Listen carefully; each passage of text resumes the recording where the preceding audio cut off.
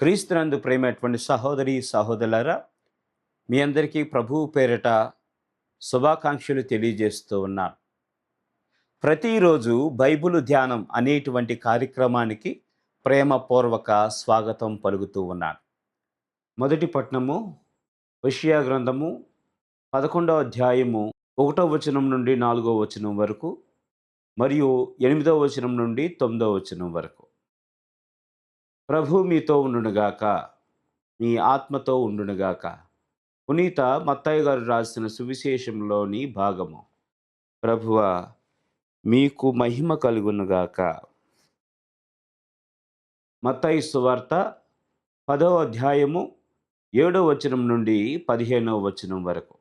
పరలోక రాజ్యము సమీపించినదని ప్రకటింపుడు, వ్యాధిగ్రస్తులను స్వస్థపరపుడు, మరణించిన వారిని జీవముతో లేపుడు, కుష్ఠ రోగములను శుద్ధులను గావింపుడు, దెయ్యములను వెడలగొట్టుము.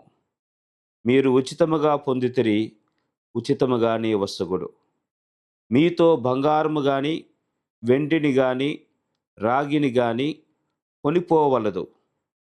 ప్రయాణమునకై సంచిని గాని 2 అంగీలు గాని పాదరక్షలను గాని చేతి కర్రను గాని తీసుకొని పోవలదు. ఏలైనా పనివాడు తన భత్యమునకు అర్హుడు. పట్టణమును గాని ఏ పల్లెను గాని మీరు ప్రవేశించినప్పుడు అందు యోగ్యుడగు వానిని వెదుకుకొనుడు. అచట నుండి వెడలిపోవు వరకు వాని వెంటనే ఉండుడు. మీరొక ఇంటిలోనికి ప్రవేశించినప్పుడు ఆ ఇంటిని దీవింపుడు. ఆ ఇల్లు యోగ్యమైనదైతే మీ శాంతి దాని మీదకి వచ్చును, లేనిచో మీ శాంతి మిమ్ము తిరిగి చేరును. ఎవడైనను మిమ్ము ఆహ్వానింపక మీ ప్రసంగములను ఆలకింపకపోయినచో ఆ ఇంటిని గాని పట్టణమును గాని విడిచిపోండు. మీ పాదధూళిని సైతము అచటనే విదిలించిపోండు. తీర్పు దినమున ఆ పురవాసుల గతి కన్నా సొదొమ గొమొర్రా ప్రజల గతియే మెరుగుగా ఉండును అని నేను మీతో నిశ్చయముగా చెప్పుచున్నాను. ఇది క్రీస్తుని సువిశేషము. క్రీస్తువా మీకు స్తుతి కలుగునుగాక. ఉచితముగా పొందిన దైవ సేవ, ఉత్సాహంతో సాగే రాజ్య సేవ. మనందరం కూడా 3 ముఖ్యమైనటువంటి విషయాల మీద మనందరం కూడా ఈరోజు ధ్యానం చేయడానికి ప్రయత్నం చేద్దాం. మొట్టమొదటిగా, తల్లి రొమ్మున పెరిగినటువంటి బిడ్డ ప్రేమ. ప్రేమటువంటి దేవుని బిడ్డలారా, ఈ లోకంలో మనం చూసేటువంటి అన్ని ప్రేమల్లో అతి పవిత్రమైనటువంటి దేవుడిచ్చినటువంటి ప్రేమ తల్లి బిడ్డల ప్రేమ. మొదటి పట్టణంలో ప్రవక్త హోషేయ గారు దేవుడు తల్లి లాంటి తండ్రి లాంటి ప్రేమను చూపిస్తూ ఉన్నాడు అనేటువంటి అంశాన్ని మనందరికి కూడా ఈరోజు తెలియజేస్తూ ఉన్నారు. ఆ ప్రేమను తల్లి ప్రేమ అనేటువంటి దానితో పోల్చుకొని ఈరోజు వాక్యాన్ని మనందరికి కూడా వినిపించబోతూ ఉన్నారు. తల్లి తండ్రి మరచిన నేను నిన్ను మరవను వాక్యంలో పలుకుతూ ఉన్నట్లు, కరుణాపూరితమైనటువంటి బంధముతో నేను నిన్ను లాక్కొనుచున్నాను అని మొదటి పట్టణంలో తెలియజేస్తూ ఉన్నాడు. మన యొక్క పరిస్థితిని బట్టి, మన యొక్క స్థితిగతులను బట్టి దేవుడు ఎప్పటికప్పుడు మనలను క్షమిస్తూ, ఎప్పటికప్పుడు ఆయన దయ కనికరము ప్రేమను మనపైన చూపిస్తూ మనలను ఆయన వైపు లాగుకుంటూ ఉన్నాడు. దేవుడు శిక్షించేటువంటి న్యాయాధిపతిలా కాకుండా దేవుడు ప్రేమించేటువంటి తల్లిలా మనందరికీ కూడా ఈరోజు ప్రత్యేకంగా దైవ వాక్యం ద్వారా పిలవబోతూ ఉన్నాడు, పిలుస్తూ ఉన్నాడు. ప్రేమటువంటి దేవుని బిడ్డలారా, రెండవదిగా, మీరు ఉచితముగా పొందితిరి, ఉచితముగా వసగుడు. ఇది ముఖ్యంగా సేవకులకు, ప్రభు శిష్యులకు చెప్పేటువంటి సందేశం. ఏమి చెయ్యాలి, మీ సువార్తలో ఎలా జీవించాలి, మీ సువార్త ప్రయాణం ఎలా కొనసాగించాలి, దానికి సంసిద్ధపాటు కలిగించేటువంటి కొన్ని విషయాలను తెలియజేస్తూ ఉన్నాడు. ముఖ్యంగా యేసుక్రీస్తు ప్రభు చెబుతున్నటువంటి ప్రతి ఒక్క మాట వారి శిష్య జీవితాల్లో వారు ముందుగా సమస్యలను, కష్టాలను, సైతాను సోదరులను జయించడానికి ఆయన ఒక రకమైనటువంటి రక్షణ వలయాన్ని ముందుగానే ఈ ఆజ్ఞల ద్వారా మరి సేవకులకు, శిష్యులకు, అపోస్తలకు వారికి ఇవ్వడం జరుగుతూ ఉంది. ఇవన్నీ వారి యోగ్యత వల్ల కాకుండా, వారి తలంతుల వల్ల కాకుండా, వారికున్నటువంటి అనుభవం పూర్వకంగా కాకుండా, ప్రతి వారికి కూడా సరి అయిన విధంగా సమానంగా పంచుతూ ఉండడం మనందరం కూడా ఈరోజు శిష్యుల్లో చూస్తూ ఉన్నాం. ఈ యొక్క తలంతులు కానీ, ఆయన ఇచ్చినటువంటి శక్తి కానీ, సేవా సామర్థ్యము కానీ, ఇవన్నీ కూడా తను ఎన్నుకున్నటువంటి పిలిచి మలచినటువంటి సేవకులకు, శిష్యులకు ఇచ్చాడు. ఇవన్నీ వారి కోసము కాకుండా మరి ప్రజల కోసం ఉపయోగించేటువంటి రీతిని బట్టే ఈ విషయాలన్నీ కూడా తెలియజేస్తూ ఉన్నారు. మూడవదిగా దైవ సంరక్షణ యందు, దైవ ప్రణాళిక యందు నమ్మకాన్ని కలిగి ఉండడం.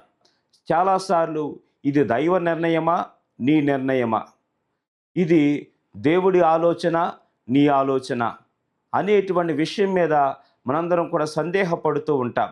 యేసుక్రీస్తు ప్రభు వారిని సంరక్షించడానికి దైవ భక్తి, దైవ విశ్వాసం, వినయం, విధేయత అనేటువంటి విషయాలతో వారందరిని కూడా పంపించడం జరుగుతూ ఉంది.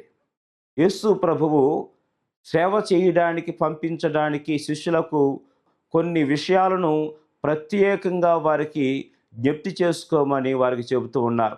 బంగారము, వెండి, సంపద, రక్షణకు కావలసినటువంటి విషయాలు ఏదైతే ఉన్నాయో మరి అవన్నీ కూడా తీసుకుని వెళ్ళవద్దు అని, వాటిని తొలగించండి అని, మీ మధ్యలోనికి రానివ్వద్దని సేవకులకు, శిష్యులకు మరొకసారి ఈ యొక్క వాక్యం ద్వారా మనందరికి కూడా గుర్తు చేస్తూ ఉన్నాడు. ప్రియమైనటువంటి దేవుని బిడ్డలారా, ఆయన శిష్యులను పంపించేది ఎందు నిమిత్తమో శిష్యులకు తెలియనప్పటికీ యేసు ప్రభునకు తెలుసు. మరి ఈ ఒక్కరిలో ఎవరికి చేసినా నాకు చేసినట్లే ఈ ప్రజలందరికీ కూడా, ఈ నిస్సహాయ స్థితిలో ఉన్నటువంటి వారందరికీ కూడా ఈ సేవ అవసరమని ప్రభు గుర్తించాడు. మన విశ్వాసంలో చాలాసార్లు సేవకులను విమర్శిస్తాం, సేవకుల పట్ల దురుసుగా మాట్లాడతాం, గౌరవప్రదమైనటువంటి మాటలతో మనము పలుకపోవచ్చు. కానీ దేవాతి దేవుడు వారిని పేరు పెట్టి పిలిచాడు. మరి వారిలో సామర్థ్యం లేకపోయినా యేసు అనేటువంటి నామములోనే అన్నీ కూడా వారికి వసకబడతాయి. అందుకే ప్రభు మరి వారి శిష్యులతో చెబుతూ ఉన్నారు, మీరు నా నామమున తండ్రిని ఏది అడిగినా మీకు ప్రభు దయచేస్తాడు. కాబట్టి మన జీవితాల్లో మితిమీరిన ఆనందాలు, మితిమీరిన విషయాలు, మితిమీరిన ఆలోచనలు సేవకులుగా మనందరం కూడా మానుకోవాలి. ఆత్మ పరిశీలన చేసుకుందాం. తల్లి బిడ్డల మధ్య ఉన్నటువంటి సంబంధంలాగా మన యొక్క సంబంధము దేవునితో అలాగే ఉందా లేదా? ప్రభు పంపించిన ఉద్దేశము, ప్రభు జ్ఞానస్థానం ఇచ్చిన ఉద్దేశము, రక్షణ ఇచ్చినటువంటి ఉద్దేశము నీలో నాలో నెరవేరుతుందా లేదా? దైవ సంరక్షణ అనేటువంటి గొప్ప ఆలోచనను మనందరం కూడా ప్రతి నిమిషం కలిగి ఉంటున్నామా లేదా? నేను ప్రార్థన చేసుకుందాం. అందరూ కూడా తరలు వంచి ఈ ప్రార్థనలో ఏకీభవించండి. ప్రేమగల తండ్రి, దయగల దేవ, సర్వోన్నతుడా, సర్వశక్తిమంతుడా, ప్రేమ స్వరూపుడైన యేసు ప్రభువా, అర్హత లేని నన్ను నీవు ఎంతగానో ప్రేమించావని ఈరోజు వాక్యం ద్వారా మేమందరం కూడా గ్రహించుకుంటూ ఉన్నాం.